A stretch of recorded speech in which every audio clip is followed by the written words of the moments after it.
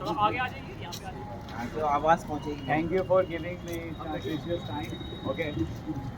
So today I am discussing a vast topic of the science.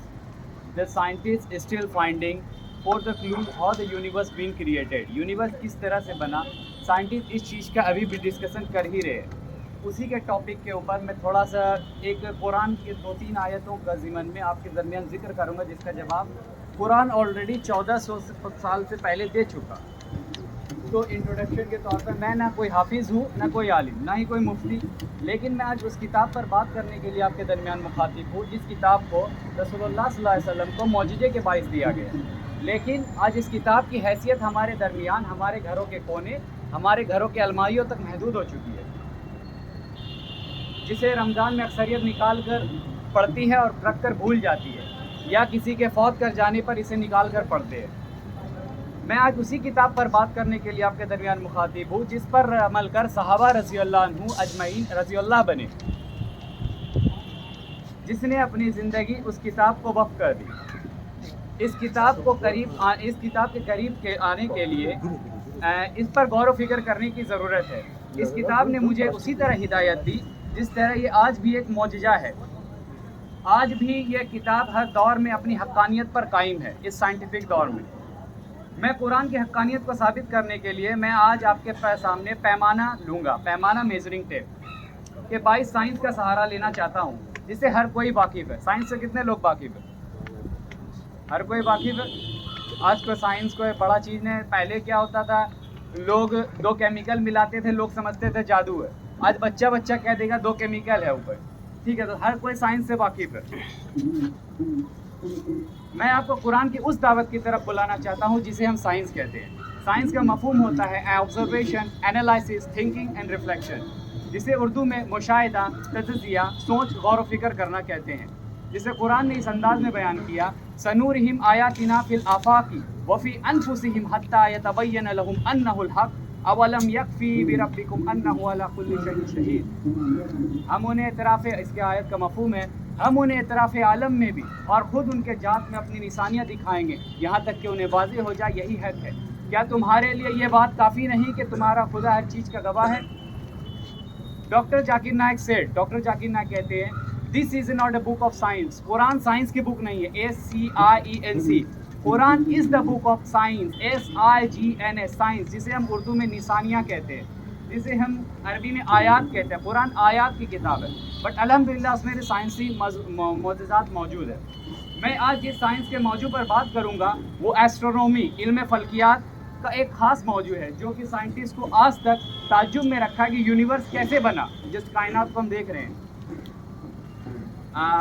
Big bang, जिसका नाम है big bang. Big मतलब बड़ा, bang मतलब धमाका, एक बड़ा धमाका, जिसे मैंने नाम दिया है बिग बैंग या शहादत अल्लाह की, रसूल की और कुरान के हक होने की. इसके लिए मैं कुरान की 2 आयतों का जिक्र करूंगा.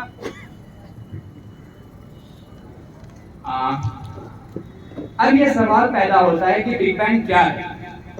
क्या आप लोगों ने खला में देखा सूरज, चांद, सितारे, कहकशाएं कैसे बने, गैलेक्सीज? अगर मैं कहूँ कि ये सब धमाके से बने तो ये कैसी अजीब बात होगी. आप लोगों ने कभी देखा कि कुछ धमाके से कुछ वजूद में आया है? लेकिन सच्चाई यही है. एक साइंटिस्ट एडविन हबल ने 1929 में जब खले में देखा तो उन्होंने डिस्कवर किया कि गैलेक्सीज, सितारों का झुंड जिसे कहते हैं, एक दूसरे से दूर जा रही है. तब उन्होंने सोचा कि अगर एक दूसरे से दूर जा रही है तो ये वक्त में एक दूसरे के करीब होंगी, जिसका उनको सबूत मिला CMB, cosmic microwave radiate background Doppler effect, red shift, blue shift. Science वाले स्टूडेंट डॉपलर इफेक्ट पढ़े होंगे क्लास 11 में. साइंटिस्ट ने बिग बैंग को सिंगुलरिटी का भी नाम दिया. सिंगुलरिटी मतलब एक ऐसा नुक्ता जहां पर सब चीज मिले हुए थे.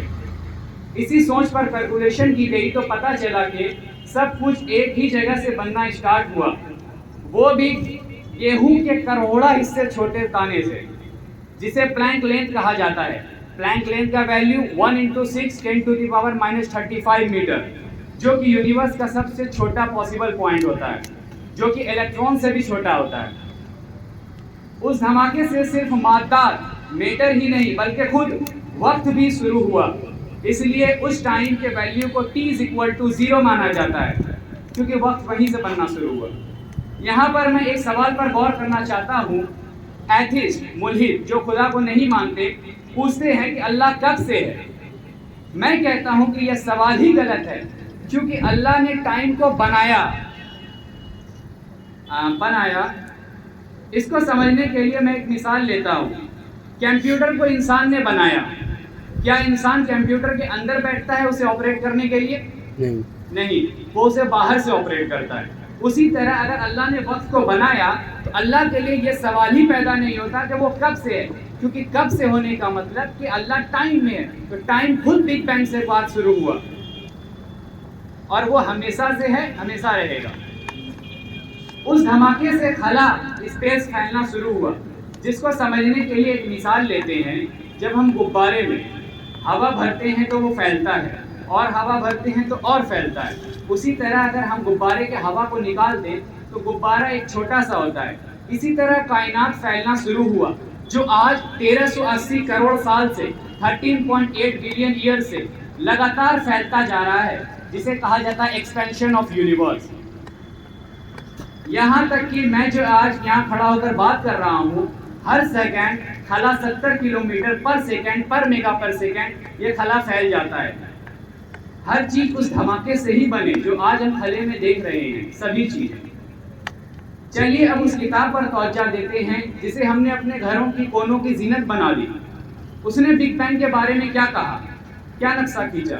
سورہ انبیاء سورہ نمبر 21 آیت نمبر 30، اولم یر الذین کفروا ان السماوات والارض کانتا رتقا ففتقناہما وجعلنا من الماء كل شيء حي افلا يؤمنون۔ Do not unbelievers see that heaven and the earth were joined together and we spread them؟ کیا یہ کافر نہیں دیکھتے کہ زمین و آسمان سب ملے ہوئے تھے، اسے ہم نے جدا کیا اور ہم نے تمام جاندار کو پانی سے پیدا کیا؟ کیا یہ ابھی ایمان نہیں لاتے؟ جب میں تفسیر کا مطالعہ کیا تو پتہ چلا رتقن کا مطلب ہوتا ہے ملا ہوا، جڑا ہوا، منہ بند، اور فتقن کا مطلب ہوتا ہے پھاڑنا، کھولنا، الگ کرنا۔ میں نے جب اور تفسیر کا مطالعہ کیا تو دیکھا کہ علامہ شبیر احمد ثانی نے دونوں ورڈ کے میننگ کو بتایا ہے، ایک دوسرے میں دھسے ہونے اور پھر الگ کر دینے کے۔ کیا یہ آیت اسی بگ بینگ کا نقشہ نہیں کھینچتا جو ہمیں آج سائنس بتا رہی ہے؟ اب دوسرے حصے پر غور کرتے ہیں۔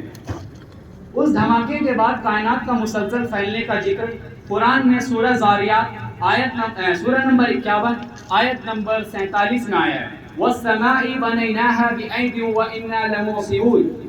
اور ہم نے آسمان کو، آیت کا مفہوم ہے، اور ہم نے آسمان کو قوت کے ساتھ بنایا اور اسے ہم کشادگی کرنے والے ہیں۔ موصوف کے معنی اکابرین نے بتایا ہے، طاقت و قدرت بھی ہوتا ہے اور وسیع کرنے کے بھی۔ کیا یہ اسی کو کنٹینیوس ایکسپینشن کا نقشہ نہیں کھینچتا؟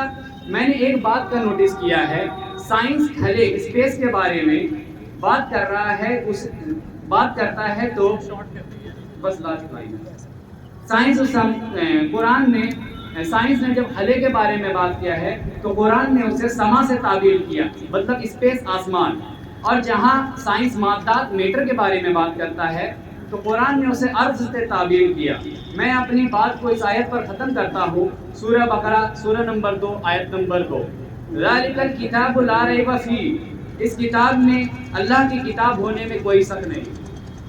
There is lot of things to say, but time doesn't permit me, and I will discuss this more about the miracles of Quran, inshallah. ابھی ایک ڈیبیٹ ہوا تھا، آپ کو معلوم ہے